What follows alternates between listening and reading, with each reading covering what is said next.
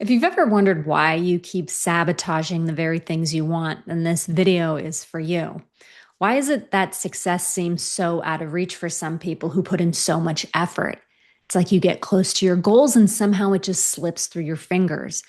Your self sabotaging behaviors, whether it shows up in your business, love, or health, all have the same root. For the past 10 years, I've helped hundreds of people around the world uncover and reprogram the subconscious beliefs that keep them stuck in self sabotage. And after working with entrepreneurs and high achievers for over a decade, I've discovered something very, very important.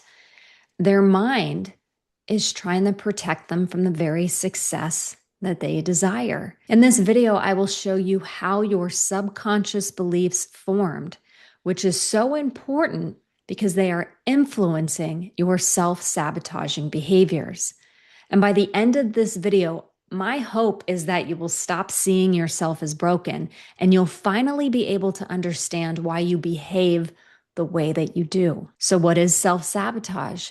Self-sabotage is when we say we want one thing and then we do the very opposite of the thing that we want.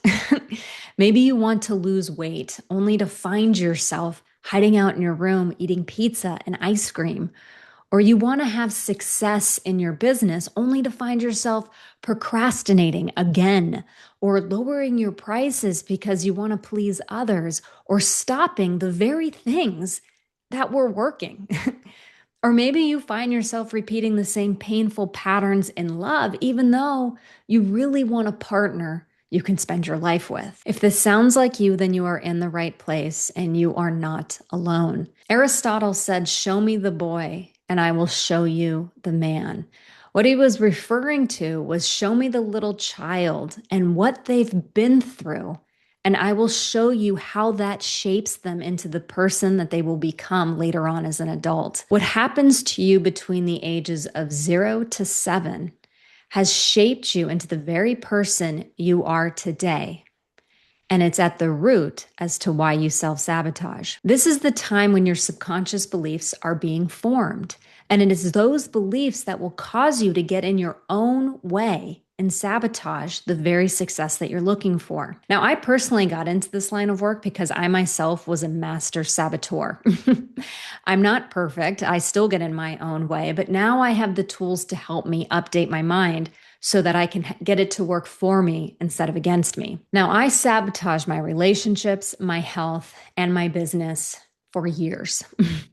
And an important thing to understand is that your subconscious mind is what's online when you are between the ages of 0 to 7, and it's downloading everything. What you survive in regards to your childhood and the trauma that you experience gets recorded and downloaded into the subconscious mind as survivable, meaning it will have you recreate those experiences over and over and over again, keeping you stuck because it knows how to keep you alive by running that scenario over and over again because it's survived it in the past. So let me share with you an example so that all of this can start to make sense. One of the main subconscious beliefs that was programmed into my mind was it was not safe to be seen.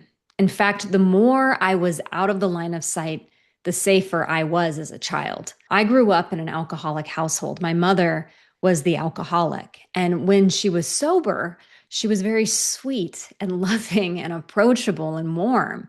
But when she drank, she was a mean drunk. She would yell at me at the top of her lungs, rip me apart, say the meanest things to me. I could see in her eyes, they become black with rage, and it terrified me. And she would say the meanest things to me that would send me crying and running off to my room where I hid in my closet, grabbed my teddy bear, and tears would stream down my face. A part of me hoped that the loving mother would come find me and hug me and say she was sorry, but that never happened. And I remember spending a lot of time in my closet, hiding behind my clothes, especially the long dresses, so that they would hide my body as I stood in my rain boots holding my little teddy bear. And I remember biting his little nose every time I cried. And I still have him today, and he has no nose. Now, these moments happened a lot to me as a little girl, and those beliefs and those moments that were formed shaped me into the adult that I later became. And what I learned was it was not safe to be seen, that no one's coming for me, and that the very people who love you will turn on you and hurt you. Now, fast forward, here I am as an entrepreneur, and I can't make videos. I can't get out there and meet people. All I want to do is hermit at my home. My subconscious mind had made a decision when I was younger that people are scary and dangerous, and that it's safer to hide. This also negatively impacted my romantic relationships, of course. I was attracted to men that were just like my mother. I felt a deep sense of abandonment that just kept getting triggered with each new person I dated. And the pattern just kept repeating and repeating and repeating. Now, please don't lose hope. I did heal this, and now I can make videos and I can interact with people and get out into the world. And the men that I attract now are much healthier because those subconscious wounds that I was carrying have been healed. Now, this work has changed my life so much that this is what I do now.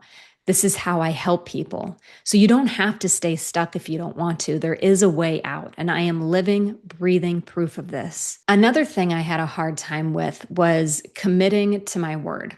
I had a hard time keeping promises to myself. I would declare that I would either stick to this workout routine, or I'd eat this new way and I'd lose all this weight, or I would take this course and I knew it was going to help my business move forward. But I never followed through.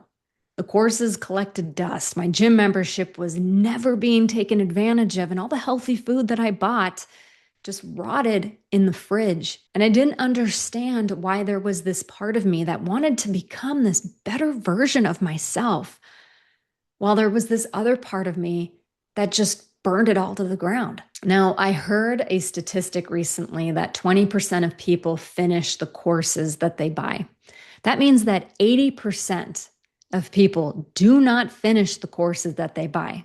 Now, let me show you what was going on in my subconscious mind that caused me to buy courses just to have them collect dust. What I discovered is that when I was younger, I used to play the violin, and I liked the violin, but I had this teacher that would complain about her divorce to me as a little kid anytime I had sessions.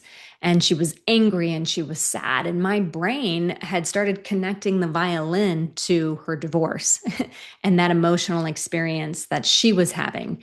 And I didn't have words to put to this. So I shared with my mother, I was being vulnerable, that, like, you know what, I really don't want to play the violin anymore. I want to play the acoustic guitar.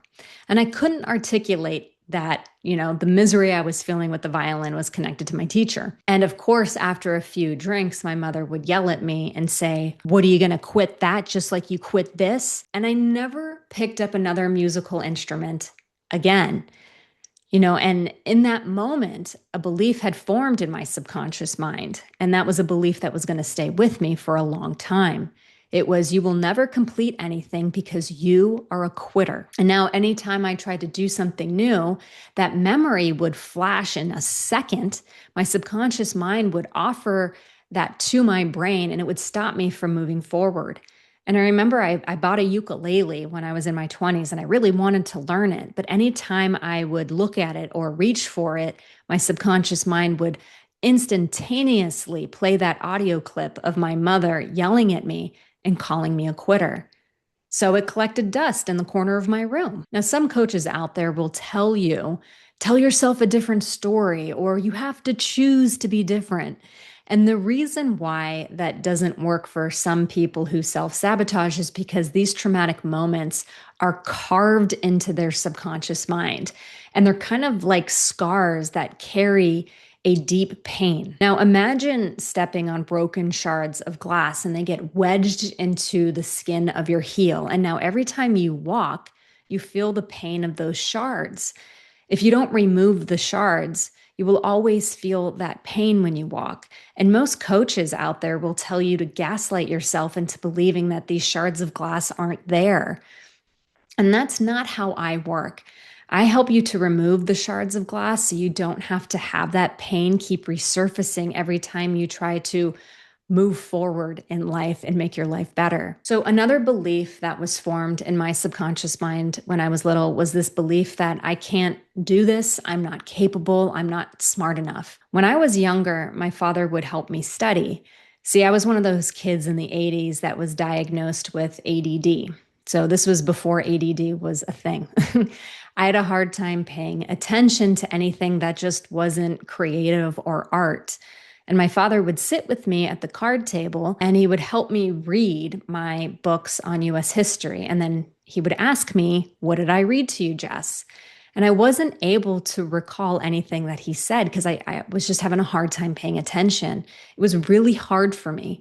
And as an adult, what I learned was that I'm not an auditory learner. That's not how I processed information. I learned later that I was a visual learner, and had I drawn pictures to go with what he was reading, I would have retained the information. But we didn't know that then. And so my father would get really frustrated. And it got to a point where he would yell at me. And I remember I would put my head down on my hands, on my folded arms, and I would stare at the design in the carpet while he was yelling at me, and I was crying, trying to not make a sound so that he wouldn't yell more. And it was in those moments that my subconscious mind decided, "You're dumb. You can't do this. You'll never get this right." And fast forward to being an adult, when I pick up a book just to enjoy reading a book, my subconscious mind would replay this event and I would hear my father yelling at me. And of course, it's going to be very hard to pay attention to a book when your subconscious mind is playing this audio recording of your father yelling at you. And I couldn't hear myself read. I couldn't hear the words in my own mind over the yelling. And of course, this is going to make it very difficult to pay attention to any book you read. Another time I tried to do something to educate myself on my business or the craft that I have perfected now, my subconscious mind kept replaying these moments and I gave up. I felt defeated. For me, trying to receive feedback was like taking criticism. Like I was some terrible person for not getting it right the first time. And I would snap and I would get really defensive because I was on high alert for possible abandonment or rejection for not being perfect. Please let me know in the comments down below what's coming up for you as you hear this. Are certain memories coming up? Are you starting to link how it might be connected to your self-sabotaging behaviors? You're like this iPhone. If you don't update the operating system on the phone, the apps are going to crash, the phone is going to freeze, and you're going to have to restart it a bunch. And that's what self-sabotage is. Once you update the operating system, the phone's going to run more smoothly. And that's what I do. I help people update the operating systems in their mind so that they no longer get in their own way. Self-sabotage is like our apps crashing. It's every time we have to start over, hoping that things will be different and we'll get different results. Once you update the mind, it's a lot easier to get the results that you're looking for. Once you heal this childhood trauma that's stored in the subconscious mind, you'll no longer get in your own way. If you got value out of this video, please share this video with someone that you know that's experiencing self-sabotage. This not only is going to help them better understand their experience, but it will also help a small channel like mine grow. And I really appreciate your help. And if you've enjoyed this video, go ahead and check out this playlist I made for you here. It's all about how ancestral trauma can contribute to self-sabotage.